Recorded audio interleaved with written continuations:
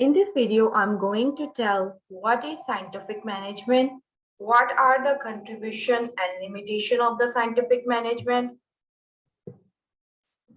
Frederick Taylor is the father of scientific management. He was born in Germantown, Pennsylvania. Taylor joined the Midway Steel Company in 1878. Midway Company was specialized in the manufacture of locomotive wheels and railway axles. From this company, Taylor Future was started. Taylor had no formal training in the management and relied solely on his own experience to determine what should be done to improve Midway production. As in my last video, I have told that the management is art.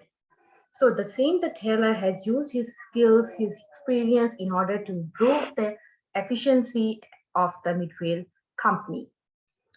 He quickly realized that the output was unnecessarily low due to the practice called soldiering, whereby workers deliberately worked slowly.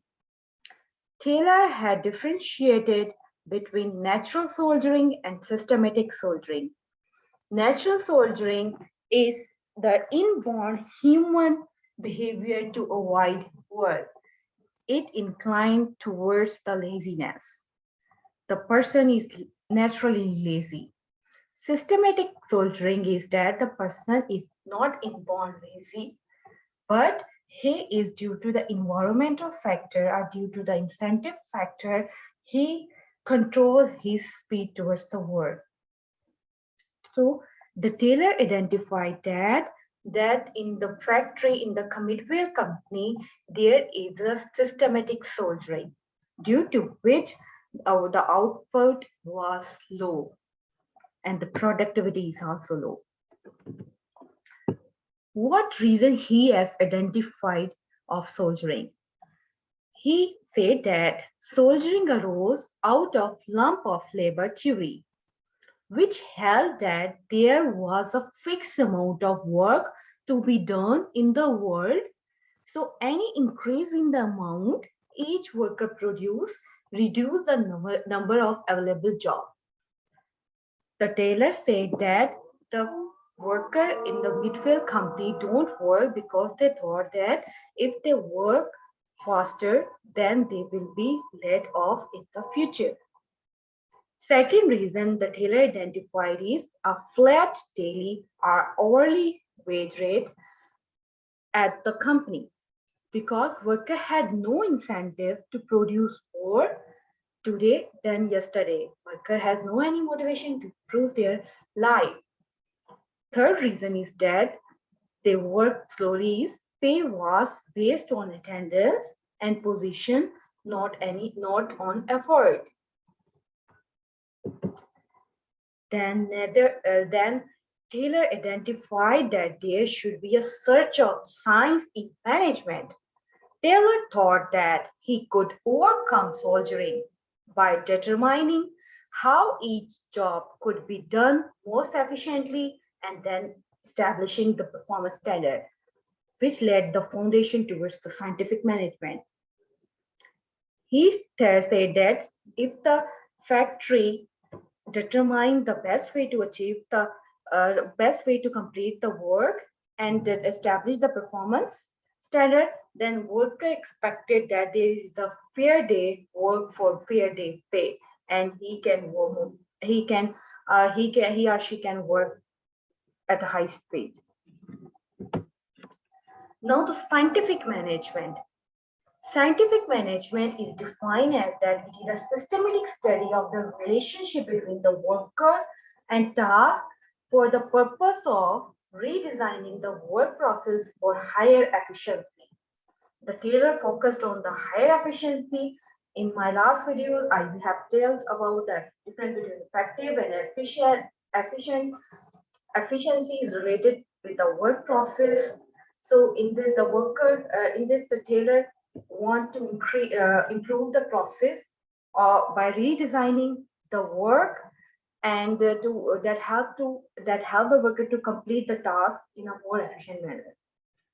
The application of the scientific methods to analyze the work to determine the one best way to complete the production task more efficiently. In order to complete any task, there are different ways.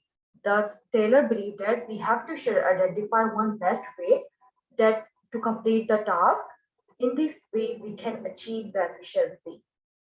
For example, there may be a different route to reach the airport, but you will choose that route which require less time and less fuel. So in any work, in any work, we have to choose the one best way. Through this, we can achieve the efficiency. So that principle, that principle, one best way principle, the Taylor is going to implement in the organization. Principle of scientific management. Taylor had developed four principles of scientific management that would lead to high level of work achievement, namely breaking the job into the small duties. There is a big job is a big component.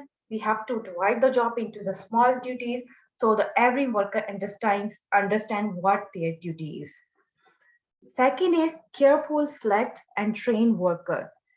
First class worker. The Taylor has said the first class worker. The first class worker is the worker who has capability to perform that specific job. Nowadays we have listened that there is a person job fit that for increasing the growth of the organizations, for increasing the work of the organization, work of the employee. This person job fit is come from the second principle of the scientific management. Third is establishing a clear division of responsibility between the management and worker. He said that the management and worker are two groups. We have They should be understands that what the responsibility of the management and what is the responsibility of the worker. There should be a clear division. Fourth principle is that establishing the control where manager would set the objective to be achieved and subordinate could cooperate in achieving them. Fourth is very important in which the manager should set. Manager has set the objective for the employees and subordinate should cooperate in order to achieve that set of the objective. So these are the four principles of the scientific management, and these principles are still we are using in the organization. Now, what they are technique they are using in order to develop the principle, in order to achieve the efficiency. One is time study, and other is differentiable piece rate system. Time study is the examination of the physical movement and the time involved in completing the task.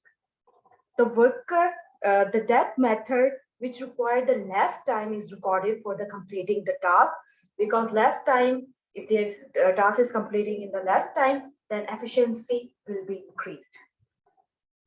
Second technique is differentiable piece rate system. Taylor introduced two piece rate. Number one is if a worker performs the work within or less than standard time, he is paid a higher piece rate. Second is if he doesn't complete the work within the standard time, he is giving a lower piece rate. We can understand with an example. For example, if in Avni factory, the standard time of producing the unit is 10 units per 10 hour and the standard payment will be $1 per unit, then there is two conditions. If the worker produce less than or within the standard time, the payment will be $1.5 per unit, means it is above the standard payment. And if the unit produced, second condition is the worker produced above the standard time, the payment will be less than standard payment, that is $1 per unit.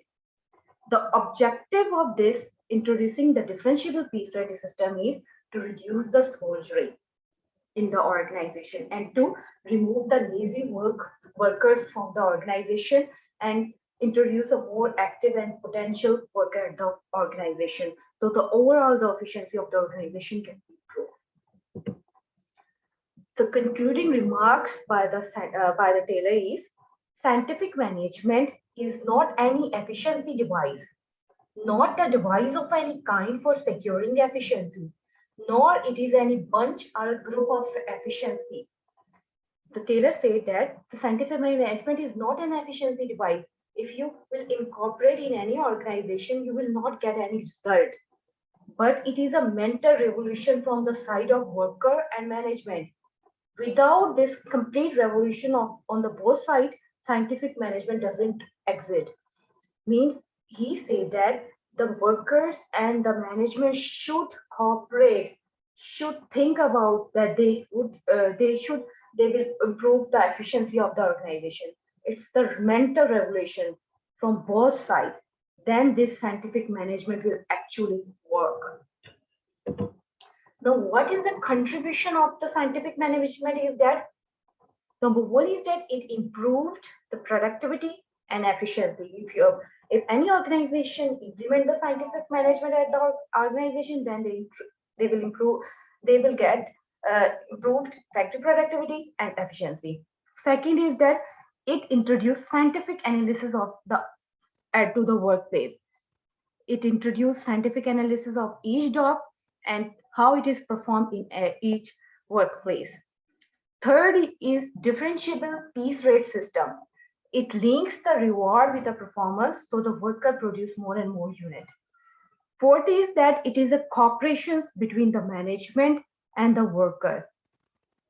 That it said, as he said, it's a mental revolution from both sides, so it enhances the cooperation between management and worker. Nothing is without limitation. The limitation of this scientific management is that it's a simplistic motivational assumption. Means you have to work more, you will get more. There is no discussion of the intrinsic motivational factor.